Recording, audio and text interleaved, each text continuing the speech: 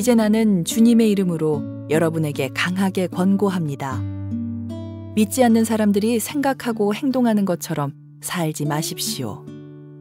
그들은 깨닫지 못하고 듣기도 거부하니 알 수도 없습니다. 그들에게는 하나님의 생명이 없습니다. 그들은 부끄러워할 줄도 몰라서 악한 일을 일삼고 점점 더 방탕한 생활 속으로 빠져들고 있습니다. 그러나 여러분은 그리스도에 관해 그렇게 배우지 않았습니다. 나는 여러분이 진정 그분의 말씀을 들었고 또 배웠으므로 진리 되신 그분 안에 살고 있다고 확신합니다. 옛 모습을 벗어버리십시오. 옛사람은 한없는 욕망으로 점점 더 눈이 어두워져 더 악하고 더러운 모습이 될 뿐입니다. 여러분은 마음을 새롭게 하라는 가르침을 들었습니다. 이제는 새 사람이 되어 하나님의 모습처럼 선하고 거룩하게 살아가십시오. 거짓말을 하지 말기 바랍니다. 우리는 한 몸에 속한 자들이니 서로를 진실하게 대하십시오. 화가 나더라도 죄를 짓지 말며 해가 지기 전에는 화를 풀기 바랍니다. 그렇지 않으면 사탄이 여러분을 공격할 수 있도록 놔두는 것이 됩니다. 도둑질하는 사람이 있으면 도둑질을 그만두고 새로운 마음으로 일을 시작하십시오. 그 손으로 열심히 일하여 오히려 어려운 사람을 도우며 살아가십시오. 말을 하려거든 남의 험담을 하지 말고 다른 사람을 칭찬하는 유익한 말을 하십시오.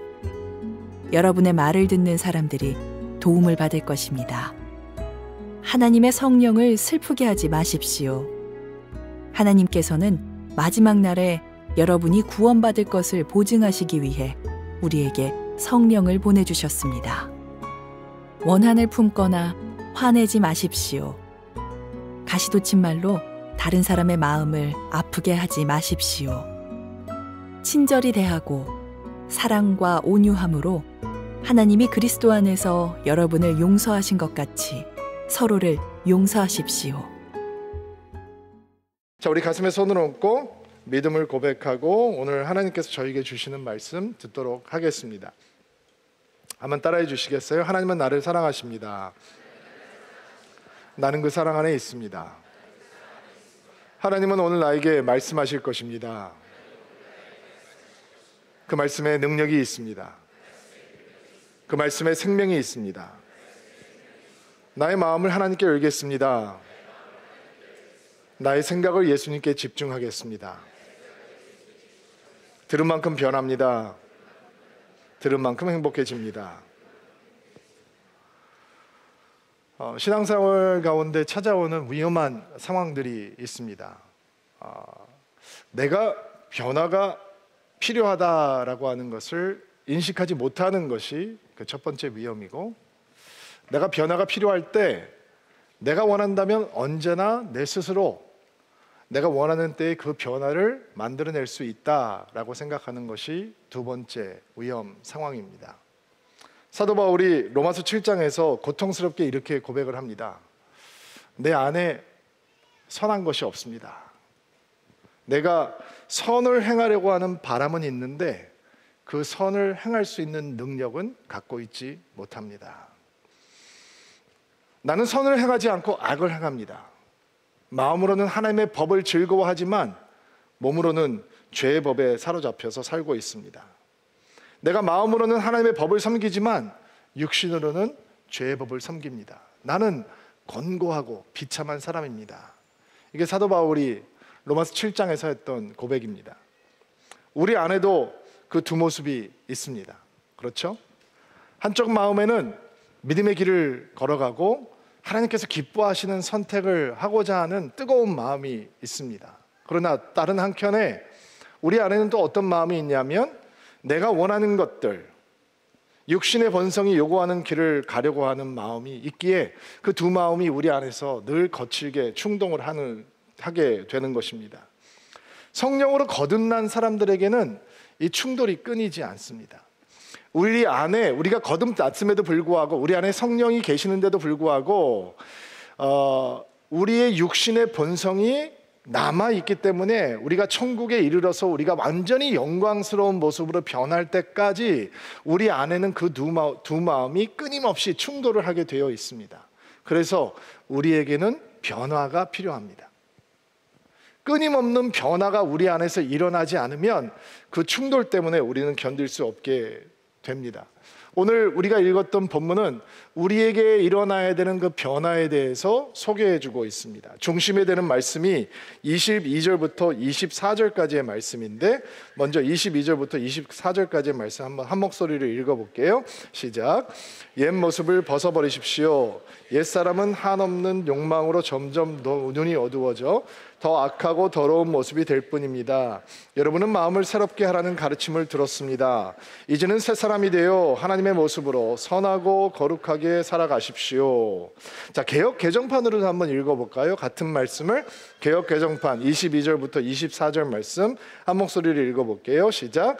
너희는 유혹의 욕심을 따라 썩어져가는 구습을 따르는 옛사람을 벗어버리고 오직 너희의 심령이 새롭게 되어 하나님을 따라 의와 진리의 거룩함으로 지으심을 받은 새 사람을 입으라. 간략하게 정리를 한 센텐스로 정리를 해보면 옛사람을 벗어버리고 새 사람을 입으라 라고 하는 것이 오늘 사도 바울이 우리에게 던지고 있는 메시지인 거죠.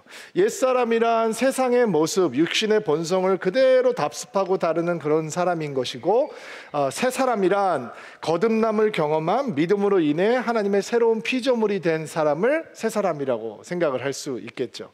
근데 여기에 등장하고 있는 그 새롭다라고 하는 단어가 굉장히 흥미로운 단어입니다. new라고 하는 의미보다는 오리지널이라고 하는 의미가 더 강한 단어입니다. 그러니까 그냥 널려있는 또 다른 새로운 게 만들어지는 게 아니라 새 사람이 되라, 새 사람을 입으라라고 하는 건 이전에 존재하지 않았던 오리지널 당신, 오리지널 너가 되라 라고 하는 말씀입니다. 옛사람을 벗어버리고 하나님께서 만드신 아주 특별한 나, 오리지널한 나가 되는 것이 우리가 추구해야 되는 변화라는 것이죠. 어떤 설교자는 옛사람을 벗어버리고 새 사람을 입으라라고 하는 말을 이렇게 표현을 했어요. 수의를 벗어버리고 결혼 예복을 입어라. 멋지죠. 이런 말이 내 오리지널이어야 되는데 제 오리지널은 아니고, 어느 설교자가 수의를 벗어버리고 결혼 예복을 입어라. 죽음과 고통과 슬픔을 상징하는 수의를 벗고 이제 기쁨과 연합과 축제를 상징하는 결혼 예복을 입는 것이 우리가 추구해야 되는 변화다라는 것입니다. 왜 우리가 이 옛사람을 벗어버려야 되느냐, 수의를 벗어버려야 되느냐, 그 이유를 가슴이 철렁하도록 사도 바울이 설명을 하고 있는데, 그 말씀이 17절부터 19절 말씀이에요. 먼저 17절 말씀 한번 읽어볼게요. 시작. 이제 나는 주님의 이름으로 여러분에게 강하게 권고합니다. 믿지 않는 사람들이 생각하고 행동하는 것처럼 살지 마십시오. 옛사람을 왜 벗어버려야 되느냐? 왜냐하면 사도 바울이 이야기하고 있는 옛사람은 믿지 않는 사람들처럼 행동하고 생각하는 것. 개역 개정 성경을 보면 마음에 허망한 대로 행한다라고 번역을 했는데, 다른 번역본에는 이런 번역이 있더라고요. 세상의 환상으로 눈 가리개를 하고 산다. 세상의 환상으로 눈을 가리고 산다. 섬찟하죠. 그게 우리가 벗어버려야 되는 옛사람의 모습이라는데요. 사도 바울이 경고하고 있는 옛사람은 세상의 환상으로 눈 가리개를 해서 생각도 세상에 붙들려 있고 행동도 세상에 붙들려 있는 사람이다라는 거예요. 또 옛사람의, 우리가 벗어버려야 되는 옛사람의 모습은 어떤 모습이냐? 18절 모습 보세요. 읽어주세요. 시작. 그들은 깨닫지도 듣기도 거부하니 알 수도 없습니다. 그들에게는 하나님의 생명이 없습니다. 자, 우리가 벗어버려야 되는 옛사람의 모습은 영적인 강팍함이 있는 모습이죠. 깨닫지도 못하고, 그러면 듣고 배워야 되는데 듣기도 거부하고, 영적인 무지함이, 영적인 강팍함을 연속으로 계속해서 만들어내는 것입니다. 하나님을 향해서 마음을 닫고 귀를 닫고 그렇게 닫고 있으니 당연히 하나님의 생명이 그 안에 있을 수가 없겠죠. 자, 여러분, 우리가 이 말씀을 보면서 에베소라고 하는 도시가 헬라 문화권에 있던 굉장히 문화적으로 찬란한 것을 가지고 있던 도시였다라고 기억하셔야 돼요. 거기 해수 도서관이 있잖아요. 고대의 3대 도서관 중에 하나라고 하는 것이 에베소에 있거든요. 그러니까 이 사람들은 철학을 갖고 있고 학문을 갖고 있기 때문에 우리는 지혜를 소유하고 있고 우리의 문화는 다른 문화보다 월등하고 우리가 가지고 있는 지혜로 담지 못할 것은 없다라고 하는 자부심이 있는 사람들이었어요. 그런데 그들이 가지고 있는 철학적인 지혜와 학문적인 지식이 오히려 하나님의 지혜를 배우고 하나님을 알고 배워가는데 걸림돌이 되고 장막이 되었다는 것입니다. 인간의 지혜를 과신해서 거기에 도취해서 하나님의 은혜를 거부하게 되는 것이죠. 제가 예전에 폐암 말기로 투병을 하고 있는 환자를 신방하게 되었습니다. 아내와 자녀들은 예수님을 신실하게 믿고 사랑하는 사람들이었는데 평생 그들의 기도를 받고 함께 신앙을 갖고 교회 가시자라고 하는 권유를 받음에도 불구하고 마음을 굳게 닫고 하나님을 거부하는 분이셨어요. 대학에서 학생들을 가르치는 분이셨는데 자신이 가지고 있는 지식 때문에 하나님을 거부하는 이런 삶을 평생 사셨어요. 의사가 남은 시간이 얼마 없습니다. 가족들에게 이제 준비하셔야 될 것 같습니다. 라는 얘기를 하니까 이제 자녀들이 마음이 너무 안타까워서 저희 교회 출석하고 있는 분들이셨는데 신방을 요청하게 되었고 제가 그분의 병실을 방문하게 되었습니다. 갔더니 막 너무 아파하시더라고요. 진통제가 소용이 없을 정도로 고통스러워 하시는 거예요. 그리고 제가 이제 예수님에 대해서, 복음에 대해서 설명을 하기 시작했어요. 근데 설명을 하다가 몇 번 중단을 해야 될 정도로 통증이 견딜 수가 없는 거예요. 한쪽 손은 아내가, 한쪽 손은 딸이 붙들고 그냥 기도하면서 조용히 눈물만 흘리면서 중보를 하고 있고, 저는 끊임없이 예수님에 대해서 설명을 하고 그분이 예수님을 영접하실 수 있도록 묻도록, 평생 당신의 아내가 전도했는데 전한 예수, 평생 당신의 딸이 그렇게 안타까운 마음으로 전해주었던 예수, 그 예수님을 믿으시라고 강하게 권면을 하고 함께 기도하시자고 제가 강권을 했어요. 근데 그렇게 아파하시면서 마지막 순간까지도 저한테 왜 이렇게 강요하느냐, 나도 다 안다, 이런 말씀으로 계속 예수님에 대해서 전하는데 끝까지 마음을 열기를 거부하고 하나님을 향해서 믿음을 고백하기를 거부하셨어요. 참 마음이 아프더라고요. 그리고 가족들한테 너무 내가 미안하더라고요. 그가 가지고 있던 지식과 지혜가 끝까지 그로 하여금 하나님을 향해서 마음을 열지 못하게 하는 강팍함으로 다가오더라고요. 얼마나 슬펐는지 몰라요.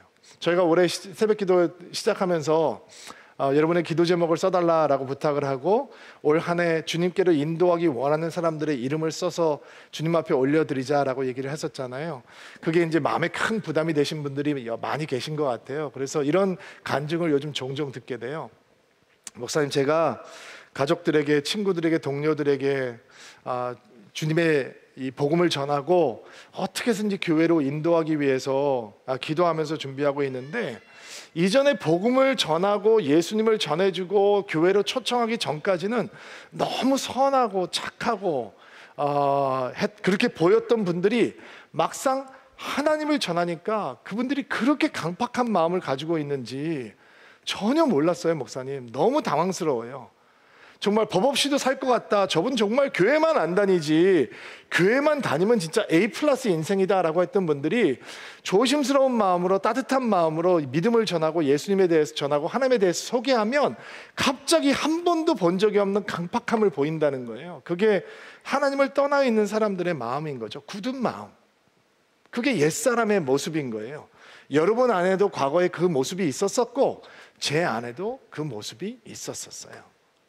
자, 19절 말씀 볼게요. 또 우리 안에 있는 옛사람의 모습이 어떤 모습인지 읽어주시겠어요? 시작. 그들은 부끄러워할 줄도 몰라서 악한 일을 일삼고 정정 더 방탕한 생활 속으로 빠져들었습니다. 수치심을 모르는 거죠. 부끄러움을 모르는 게 옛사람의 모습이에요.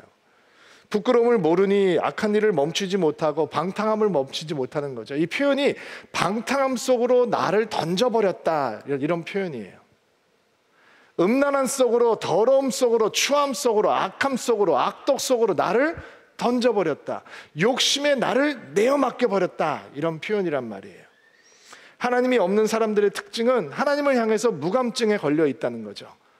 하나님을 향해서 무감각해요. 하나님을 향해서 두려움도 없고 하나님을 향한 사랑도 없어요. 송장 같은 사람이 되는 거죠. 하나님을 향해서 송장처럼 반응하는 거예요. 욕심 속에 자기를 던지고 방탕 속에 던져놓고 더러운 것에서 살면서도 수치심이 없는 것이 옛사람의 모습. 요즘 지난 몇 주간 동안 뉴스를 빼곡하게 메우고 있는 그 더러운 소식들이 혹시 재밌어 하시는 분들이 있나요? 그게 수치심을 모르는 옛사람의 모습인 거예요. 부끄럽지 않은 거죠. 옛사람은 들킨 게 아쉬울 뿐인 거예요. 이게 옛사람의 모습이에요. 어떻게 이런 옛사람의 모습, 고통과 슬픔과 죽음의 수위를 벗어버리고 새사람의 모습, 기쁨과 연합과 축제에 결혼 예복으로 갈아입을 수 있을까? 어떻게 그것이 가능할까? 바울이 그 길을 보여주어요. 23절 말씀 읽어볼게요. 23절 읽어주세요. 시작. 여러분은 마음을 새롭게 하라는 가르침을 들었습니다. 여러분은 마음을 새롭게 하라는 가르침을 들었습니다. 번역이 조금 아쉬워요. 개역 개정에는 뭐라고 나오냐면 오직 너희의 심령이 새롭게 되어. 여러분은 마음을 새롭게 하라는 가르침을 들었습니다. 너희의 심령이 새롭게 되어. 그래서 23절을 얼핏 잘못 이해하면 우리가 어떻게 생각할 수 있냐면 그러니까 내가 내 마음을 바꾸면 되는 것이구나, 이렇게 생각을 할 수 있는 거죠. 근데 제가 설교를 시작할 때 신앙에서 찾아오는 위기가 있는데, 첫 번째 위기는 나에게 변화가 필요 없다라고 생각하는 것. 두 번째는 뭐라 그랬죠? 내 그 변화가 필요한다면 내 스스로 내가 원하는 때에 언제든지 그 변화를 만들어낼 수 있다라고 믿는 것이 동일하게 위기라라고 얘기했어요.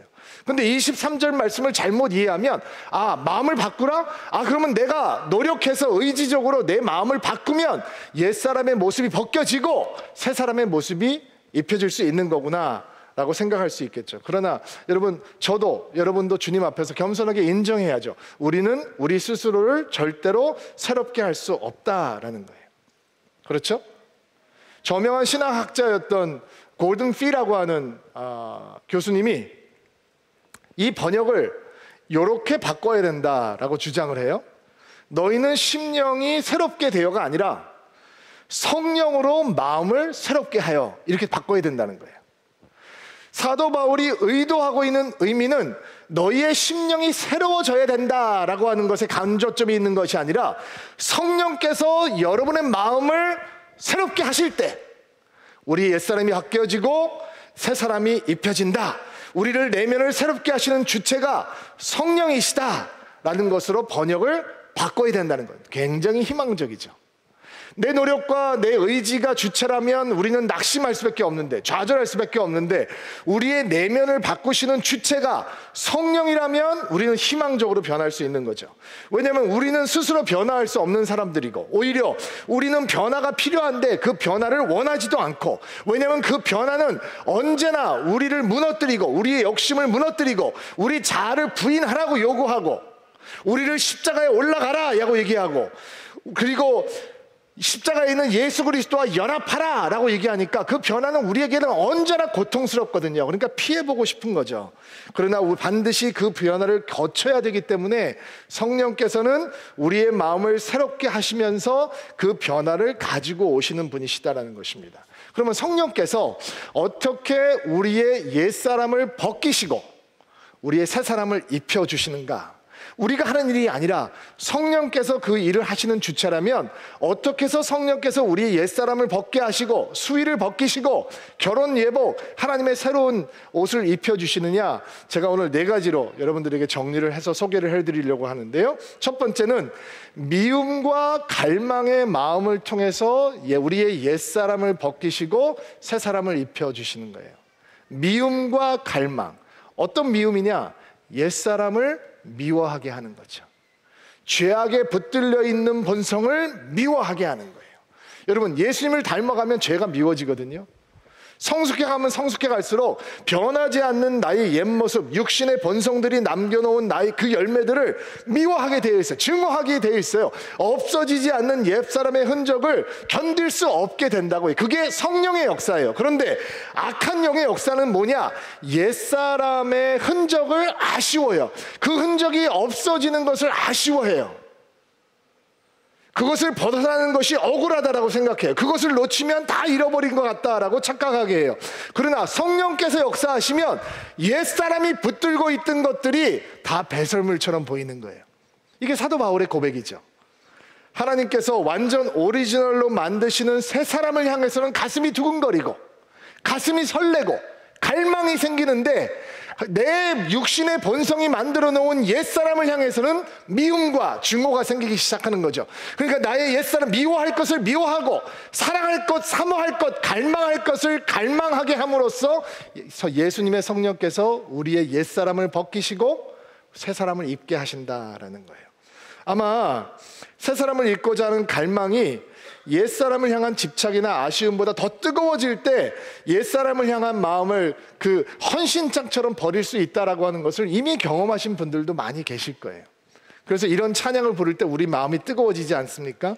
주 예수보다 더 귀한 분은 없네, 이 세상 명예와 바꿀 수 없네, 이전에 즐기던 세상 일도 주 사랑하는 마음 뺏지 못해.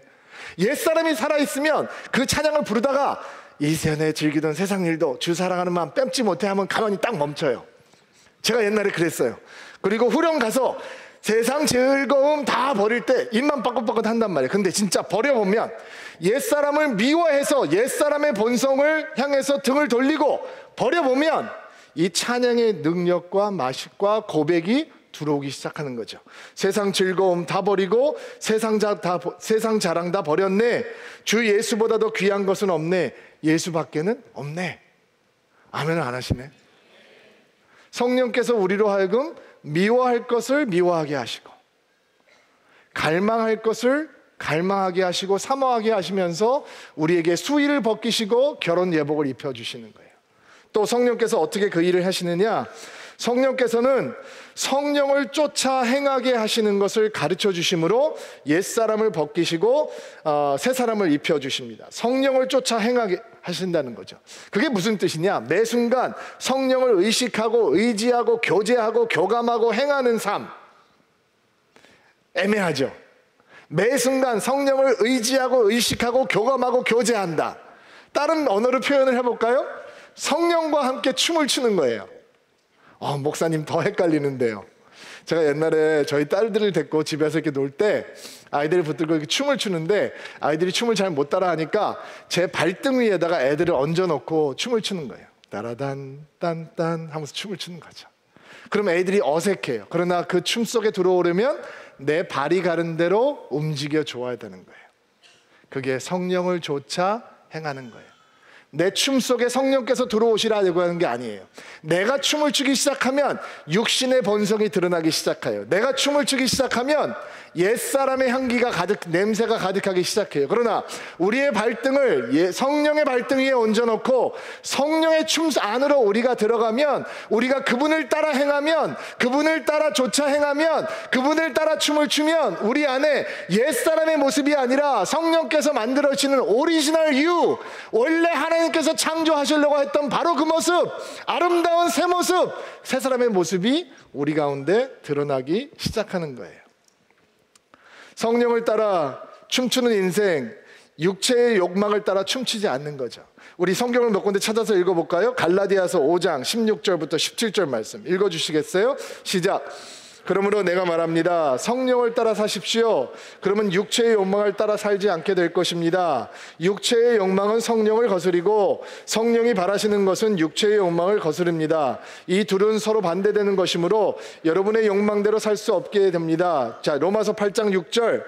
죄의 본성의 지배를 받는 사람의 생각은 죽음이지만 성령의 지배를 받는 사람의 생각은 생명과 평강입니다. 8장 13절 시작. 죄의 본성을 따라 산다면 여러분은 죽을 것입니다. 몸에 악한 일을 죽인다면 여러분 살 것입니다.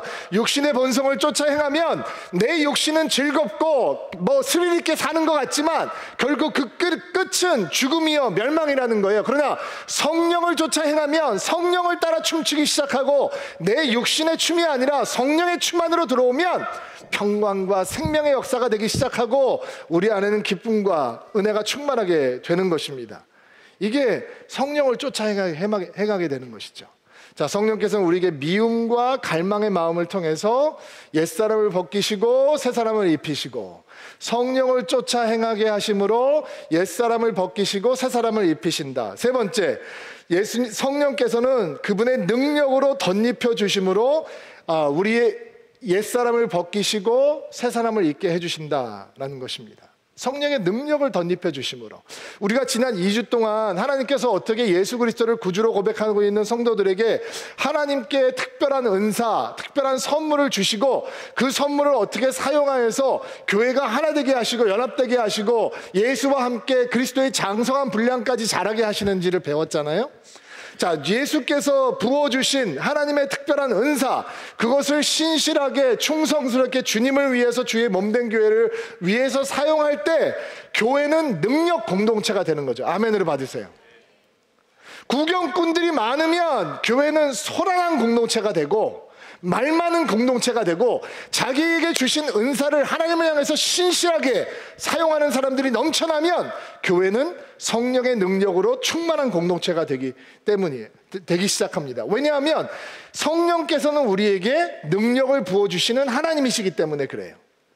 우리의 옛사람은 우리의 의지나 노력과 인내로 절대로 벗겨지지 않아요. 성령의 능력이 오셔야지 벗겨지는 거예요. 어떤 사람은 옛사람을 벗고 새사람을 입어야 된다라고 얘기를 하면, 하나님께서 그것을 원하신다라고 얘기하면 우리가 조금 더 도덕적으로, 조금 더 윤리적으로 선한 삶을 산다라고 생각하기 쉬운데, 여러분, 복음적인 삶은 그거보다 훨씬 더 파워풀하단 말이에요. 복음적인 삶은 능력으로 충만한 삶이에요. 얼마나 많은 곳에서 변화를 얘기합니까? 학교를 가도 변화를 얘기하고요, 사회과학자들도 변화를 얘기하고요, 너무도 코미디 같은 얘기지만 정치가들도 변화를 얘기하고요, 정책을 만드는 사람들도 변화를 얘기하고요, 심리학과 정신과학을 하는 사람들에게도 이 변화를 얘기합니다. 그러나 사람을 변화시키는 것은 사람의 영역이 아닙니다. 하나님의 영역입니다.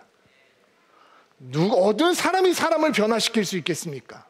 조금의 영향력은 줄 수 있겠죠. 그러나 옛사람이 새사람으로 변화되는 영역은 오직 하나님께서만, 성령께서만 하실 수 있는 일입니다. 고린도후서 10장 4절부터 5절 말씀 같이 한번 읽어볼게요. 우리의 무기는 세상의 무기가 아니라 강한 요새라도 파괴하는 하나님의 능력입니다. 우리는 모든 이론을 파괴하고 하나님을 아는 지식에 대항하는 온갖 교만한 생각들을 물리쳐 모든 생각들을 사로잡아 그리스도께. 자, 우리 안에 하나님의 길을 거부하고 하나님의 뜻을 거부하고 대항하는 모든 악한 생각을 사로잡아서 그리스도 예수께 복종케 하시는 그 하나님의 능력, 그 일이 성령께서 하시는 일이란 말이에요. 그분께서 오시지 않으면 옛사람이 벗겨지지 않는다는 거예요. 결국 나는 내 고집대로 얘기하고 내 뜻대로 따라갈 수밖에 없지만, 성령의 능력이 우리 가운데 임하시기 시작하면 그 내 고집을 주장하는 마음을 주께서 꺾으시고 그 생각들을 예수께 복종하는 생각으로 만들어 놓으신다는 거예요. 그것을 통해서 우리 옛사람이 벗겨지고 하나님의 새사람이 임하게 된다라는 거예요. 자, 한 가지 더 생각해 볼게요. 또 성령께서 어떻게 우리의 옛사람을 벗겨내시고 새사람을 입혀주시는가? 20절부터 21절 말씀 읽어주세요. 시작. 그리스도에 관해 그렇게 배우지 않았습니다. 배웠으므로 진리 되신 그분 안에 살고 있다고 확신합니다. 자, 쉬운 성경에 그리스도에 관해 그렇게 배우지 않았습니다 라고 하는 번역은 정말 너무 아쉬운 번역이에요. 자, 개역개정에는 뭐라고 나와 있는지 같이 한번 읽어볼게요. 자막을 통해서 시작. 오직 너희는 그리스도를 그같이 배우지 아니하인. 자, 좀 다르죠? 그리스도에 대해서 배우는 것과 그리스도를 배우는 건 다른 거예요. 그러면 성령께서 어떻게 우리의 수의를 벗기시고 결혼 예복을 입혀주시느냐, 옛사람을 벗기시고 어떻게 우리의 새사람을 입혀주시느냐, 예수를 배우게 하셔서, 즉 예수를 인격적으로 만나고 알고 사랑하게 하심으로 옛사람을 벗겨내시고 새사람을 입혀주시는 거예요. 영어 성경에는 뭐라고 나와 있냐면 But that is not the way you learn Christ. 그것이 그리스도에 대해서 배운 방법이 아니다라고 해요. 그러니까 번역이 그게 맞는 번역인 거예요. 예수에 대해서 배웠다라고 하는 것과 예수를 배웠다라고 하는 것은 차이가 있다는 거죠. 예수에 대해서 배운다라고 하는 건 정보죠. 인포메이션이에요. 여러분, 종교학에서 예수에 대해서 가르치잖아요. 다른 종교에 대해서 가르치잖아요. 기독교에 대해서 가르치잖아요. 그러나 가르치는 사람도 그리고 배우는 사람도 예수에 대해서 들었다고 해서 예수 때문에 변하는 건 아닌 거죠. 유럽 교회가 막 쇠퇴할 때 그 쇠퇴 속에는 넘쳐나고 있던 자유주의 신학자들이 있었어요. 성경의 권위를 부정하고 또 예수님의 하나님 되심을 의심하게 하고 예수님의 기적을 우화로 설명하고 예수님의 부활을 역사적인 사실이 아닌 조작된 사건으로 단정하고, 그리고 예수를 말하고 그들도 예수를 말하고 성경을 얘기하고 논문을 쓰고 책을 썼지만 그들이 있는 곳에는 믿음의 솜통이 조여왔고 교회는 사멸되기 시작했어요. 예수에 대해서 말한다고 예수를 아는 것은 아니에요. 예수에 대해서 고백한다고 그가 예수를 인격적으로 만난 사람은 아는 거예요. 어쩌면 예수에 대해서 배우기만 한다면, 예수를 만나지 못했는데 예수에 대한 이야기가 넘쳐나기만 한다면 교회는 가장 위험한 것으로 전락해버릴 줄 몰라요. 어떤 사람들은 예수에 대한 정보가 늘어갈수록 자기의 신앙의 경지가 높은 수준에 올랐다라고 생각할 수 있을 것 같아요. 그러나 절대로 그렇지 않아요. 예수에 대해서 배워가는 것은 예수를 만나기 위함이에요. 아멘을 받으시기 바랍니다. 우리가 DBS를 하는 이유는 여러분들이 수많은 정보를 얻기 위함이 아니라 여러분들이 예수를 알고 예수를 믿고 예수를 배우고 예수를 만나게 해드리기 위해서예요. 분명히 차이가 있어요. 예수에 대해서 배운 사람과 예수를 배운 사람의 차이가 뭘까? 제가 설명을 해볼 테니까 여러분의 내면을 한번 살펴보세요. 예수에 대해서 배운 사람은 그분이 긍휼의 하나님이신 것을 알아요. 그래서 삶에 어려움이 생기면 도움을 요청해요. 예수님께서 그들을 불쌍히 여기시고 그들을 도와주세요. 어려움이 사라져요. 그리고 그들은 예수님을 더 이상 찾지 않아도 되는 거죠. 예수에 대해서 배운 사람은 그분이 능력의 하나님인 것을 알아요. 스스로 해결할 수 없는 난관을 만나게 될 때 주의 능력의 손길을 구해요. 그러면 능력의 하나님께서 그를 도와주세요. 문제가 사라져요. 그리고 그들은 더 이상 예수님을 부르지 않아요. 예수에 대해서 배운 사람은 그분이 사랑의 하나님이신 것을 알아요. 고통과 슬픔을 경험할 때 주의 위로와 주의 치유를 구합니다. 사랑의 하나님께서 위로를 베풀어 주세요.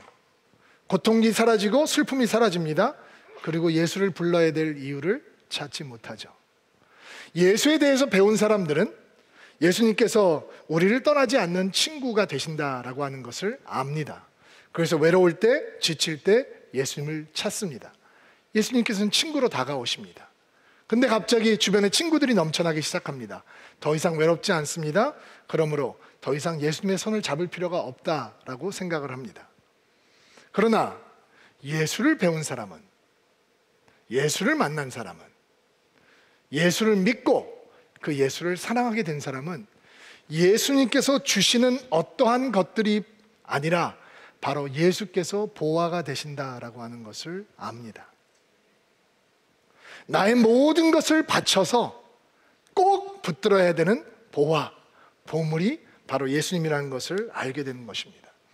예수님이 수단이 아니라 예수님께서 목적이시고, 예수님께서 우리를 잠깐 도와주시는 분이 아니라 예수님께서 우리의 주인이시고 주님이시라는 것을, 우리의 왕이시라는 것을 고백하게 되는 것입니다. 예수를 배우면, 예수에 대해서가 아니라 예수를 배우게 되면, 예수가 정보가 아니라 진짜 예수를 인격적으로 나의 중심으로 만나게 되면 우리 옛사람은 벗겨지기 시작합니다. 왜냐하면 옛사람이 남아있다는 건 마이 스토리, 내 이야기들로 충만하다는 거거든요. 근데 예수님과 만나면 우리 안에 그분의 이야기가 쌓이기 시작합니다. 그렇죠? 여러분도 고백하실 수 있죠? 예수의 이야기가 쌓여갑니다.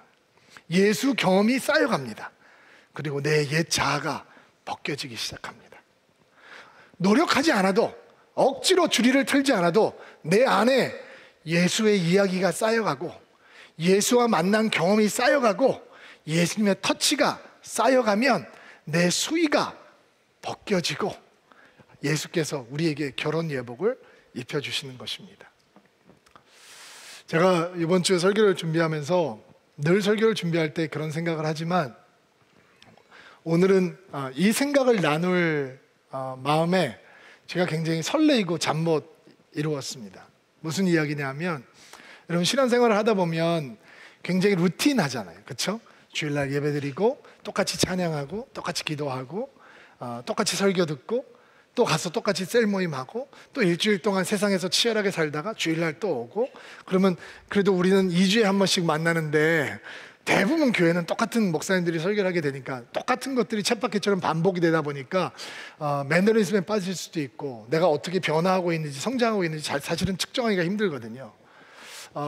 근데 그런 것을 알기 때문에 설교를 준비하고 나누는 저희들은 어떻게 하면 매주 만나는 성도들에게 하나님의 새로운 은혜, 마르지 않는 그분의 은혜를 정말 맛깔나게 능력 있게 전할 수 있을까, 참 큰 숙제죠. 근데 이런 질문을 던져봤어요. 하나님은 우리를 보고 어떠실까? 우리는 무덤덤하게 여기 앉아있을 수 있잖아요. 1시간 남짓 앉아있으면서 이 생각 저 생각 하다가 앉아있을 수 있는데, 우리가 여기 하나님을 만나러 오는 것처럼 하나님도 여기에 우리를 만나러 오셨을 텐데, 아멘이죠? 하나님은 나를 어떻게 보실까? 아휴, 또 왔네. 지난주 딴 생각하더니 또 딴 생각하고 있네. 하나님은 어떻게 하실까? 이런 마음으로 묵상을 하기 시작했어요. 근데 저는 이렇게 생각이 드는 거예요. 자, 새 옷은 내가 입는 게 아니죠. 내가 만들어 입는 게 아니잖아요. 마스터 디자이너가 누구예요? 하나님이시죠. 그 옷을 입혀주시는 건 누구예요? 하나님이시죠. 다음 주에는 하나님께서 우리에게 어떤 옷을 지어 입히시는지를 여러분들이 배우게 되실 거예요. 자, 근데 하나님께서 주일날 예배를 들어오신 여러분들을 바라보면서 어떤 마음이실까? 제 마음속에는 이런 소리가 들리는 거예요. 또 수의를 벗겼네? 내가 지은 옷을 입었네?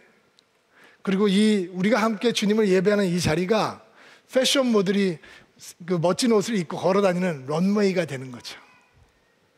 그리고 하나님은 여러분을 향해서 너 벗어버렸네? 내가 준 옷 입었네? 멋지네? 멋져! 박수치고 환호성을 하고 휘파람을 불고 우리를 응원하시는 하나님의 모습이 제 마음속에 느껴지는 거예요. 들리시나요? 헌옷을 벗어버리고 새 옷을 입는 게 우리가 하는 일이라면 우리는 런웨이를 못 걷죠. 절대로 못 걸어요. 그러나 그것이 하나님께서 베풀어 주시는 은혜라면 우리는 또 이번 주에 나의 옛 본성을 벗어버리고 나의 수의를 벗어버리고 부족하지만 또 하나님께서 입혀주시는 새로운 옷을 입고 새 사람을 입고 결혼 예복을 입고 수줍게 하나님 앞을 지나며, 하나님 부족하지만 또 내 옛 자아를 벗어버리고 하나님께서 입혀주시는 새 사람을 입고 하나님을 향해 이렇게 아름답게 예배하네요. 그리고 그런 여러분을 향해서 하나님은 눈물을 흘리시고 박수를 치시고 또 새로운 옷을 지어 입히시는 하나님인 것을 믿는 축복이 있게 되기를 바랍니다.